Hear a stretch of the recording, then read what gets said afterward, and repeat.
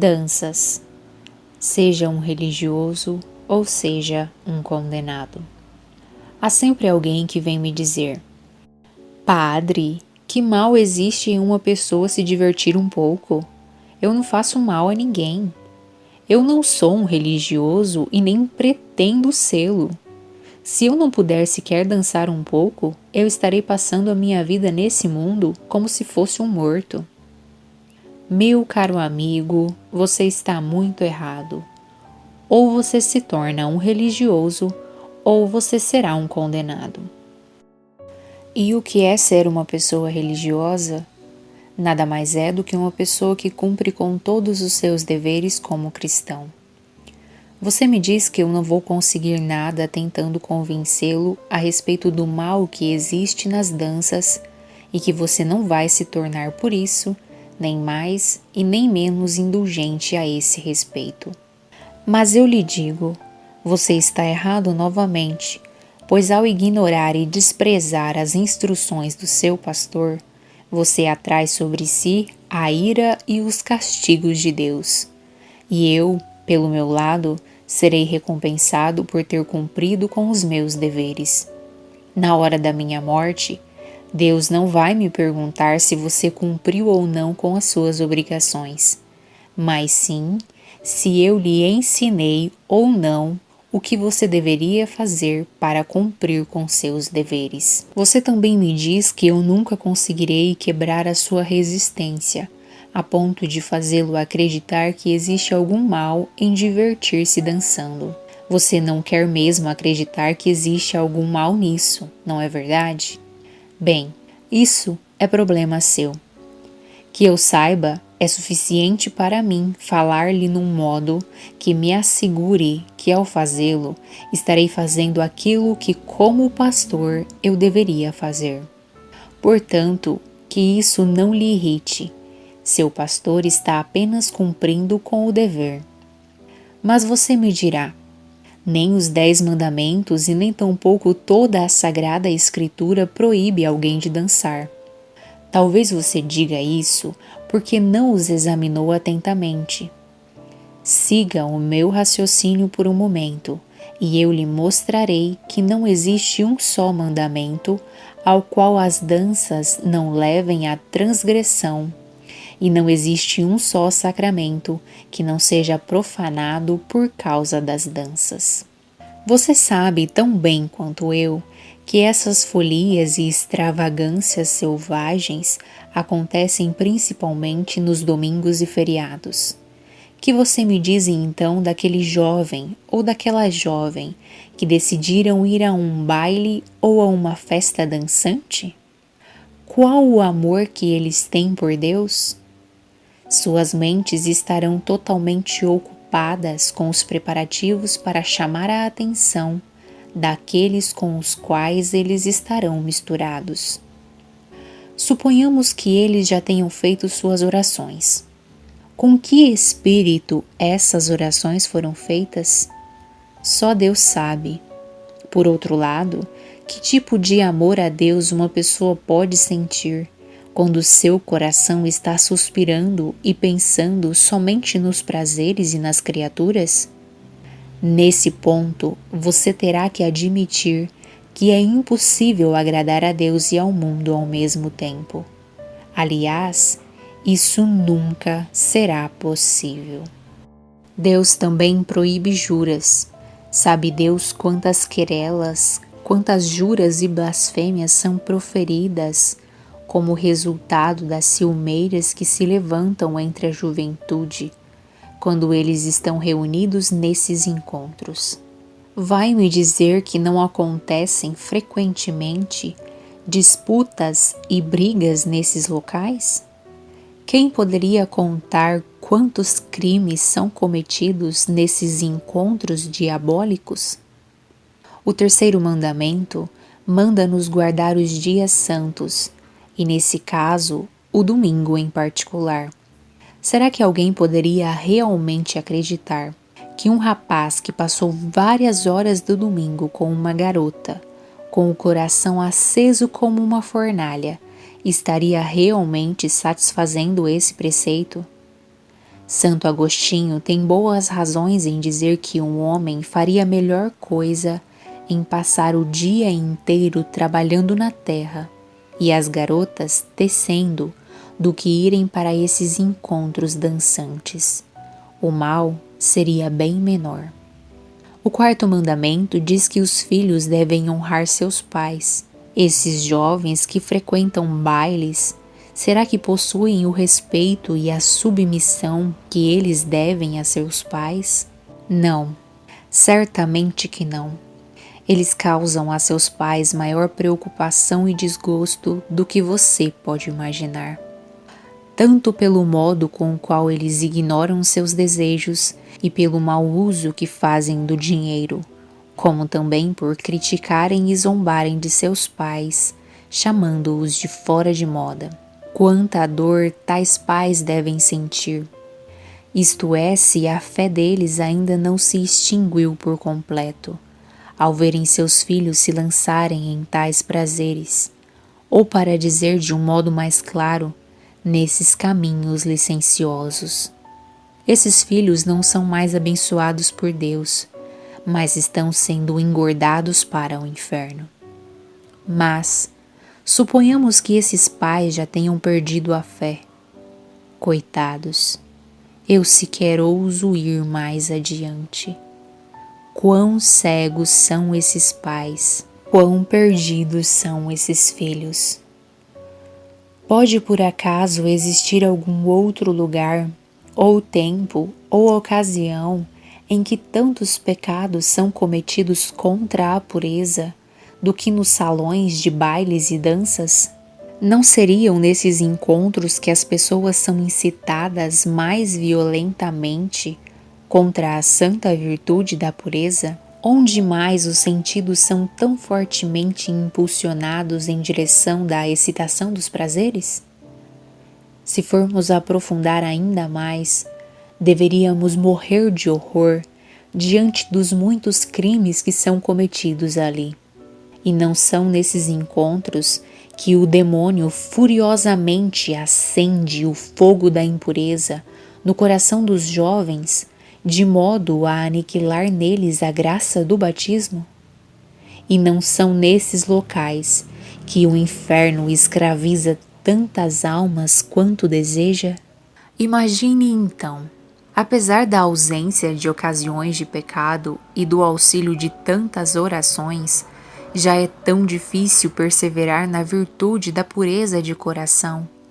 Como poderia então ser possível preservar tal virtude no meio de tantas fontes de corrupção? São João Crisóstomo diz: olhe aquela jovem mundana e leviana, ou melhor, olhe para aquela pequena chama de fogo diabólico que com sua beleza e gestos flamboyantes acende no coração daquele jovem o fogo da concupiscência. Você não os vê? Um mais do que o outro buscando atrair-se mutuamente pelos seus charmes e toda a sorte de truques e ardis? Se você puder, pode contar, ó infeliz pecador, o número de seus maus pensamentos ou maus desejos e suas ações pecaminosas. Não é nesses lugares que você ouve aquilo que agrada aos seus ouvidos, que inflama e queima os corações, fazendo dessas assembleias fornalhas de falta de vergonha? E não é por acaso ali, meus caros irmãos, que os rapazes e moças bebem diretamente na fonte do crime, a qual logo logo se transforma num rio que transborda o seu leito, arruinando e envenenando tudo à sua volta? Pois eu digo, continuem, sigam em frente, pais e mães desavergonhados. Sigam para o inferno, onde a justiça e a fúria de Deus os aguarda com todas as ações que vocês praticaram, permitindo aos seus filhos correrem tais riscos. Pois sigam em frente, porque eles não demorarão muito a se reunirem com vocês. já que vocês deixaram a estrada pavimentada para eles. Sigam em frente e contem o número de anos que seus filhos e filhas perderão. Apresentem-se diante do Supremo Juiz para prestarem contas de suas vidas, e ali vocês verão que o seu pastor tinha toda a razão ao proibir essa espécie de prazer diabólico. Você me dirá: "Ah, você está apresentando as coisas maiores do que elas são realmente." Pois bem, você acha que eu estou falando demais? Então, ouça o que os santos padres da Igreja dizem a esse respeito. São Efraim nos diz que a dança é a perdição de moças e mulheres, a cegueira dos homens, o lamento dos anjos e a alegria dos demônios. Meu Deus! Será que alguém possui olhos tão enfeitiçados a ponto de acreditar que não existe mal nenhum nisso, enquanto essa é a corda com a qual o demônio arrasta a maioria das almas para o inferno? Então continuem, sigam em frente, pobres pais, cegos e perdidos. Sigam desprezando o que o seu pastor está dizendo para vocês. Continuem no caminho que vocês estão seguindo. Ouçam tudo e não tirem proveito de nada. Deixem entrar por um ouvido e sair pelo outro. Quer dizer que não existe mal nenhum nisso, não é? Digam-me então o que foi que vocês renunciaram no dia do seu batismo? Ou sob que condições o batismo lhe foi concedido? Será que não foi sob a condição de que, ao fazerem seus votos diante do céu e da terra, na presença do Cristo sobre o altar, vocês renunciaram a Satanás e todas as suas pompas e obras por todo o tempo de suas vidas? Em outras palavras, que vocês renunciaram a todos os prazeres e vaidades deste mundo? Não foi sob a condição de abandonarem tudo para seguirem ao Cristo crucificado que vocês foram batizados? Sendo assim, não é verdade que vocês estão violando as promessas de seu batismo e profanando este sacramento da misericórdia? Vocês não estariam também profanando o sacramento da confirmação ao trocar a cruz de Cristo que vocês receberam por vaidades e roupas obscenas, envergonhando-se ao invés da cruz, a qual deveria ser para vocês glória e felicidade? Santo Agostinho nos diz que aqueles que frequentam bailes verdadeiramente renunciam a Jesus Cristo para poderem se entregar ao demônio. Como isso é horrível! Expulsar Jesus depois que vocês o receberam em seus corações. São Efraim nos diz: hoje vocês se unem a Jesus Cristo para logo depois, amanhã, se reunirem a Satanás. Comporta-se exatamente como Judas Iscariotes, aquela pessoa que logo depois de receber nosso Senhor Jesus Cristo vai vendê-lo a Satanás nesses encontros onde ela se reúne com tudo o que existe de mais pecaminoso. E quando se trata do sacramento da penitência? Oh, quanta contradição em tais vidas! Um cristão que depois de um único pecado deveria passar o resto de sua vida no arrependimento, pensa apenas em se atirar nesses prazeres mundanos. Uma grande maioria profana o sacramento da extrema unção, que receberam no momento de dor, entregando-se depois a tudo quanto é movimento indecente com os pés, as mãos e o corpo inteiro, que um dia foi santificado com os santos óleos. Por outro lado, o sacramento das sagradas ordens Também é insultado pelo desacato e desprezo com os quais as instruções dos pastores são consideradas. Mas, quando chegamos ao sacramento do matrimônio, que Deus nos ajude. Quantas infidelidades podemos contemplar nessas assembleias? Parece que tudo é admissível.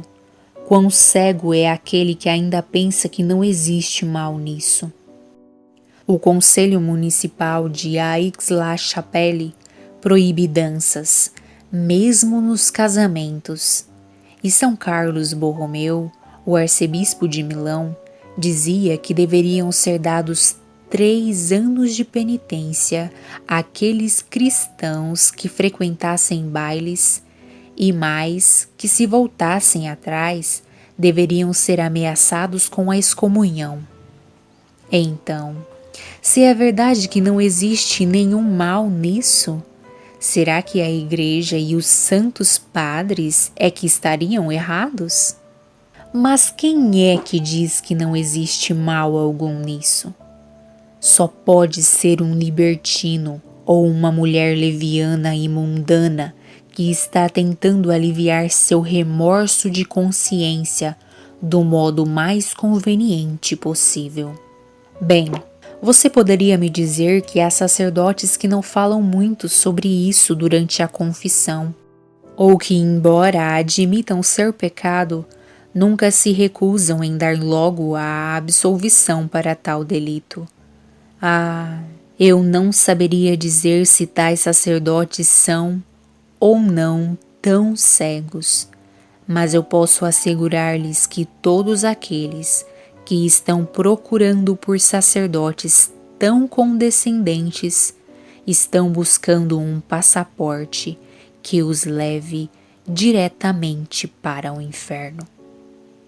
Da minha parte, se eu mesmo tivesse frequentado bailes, sei que não deveria receber a absolvição, a não ser depois de ter uma firme resolução de não voltar mais a frequentar tais salões.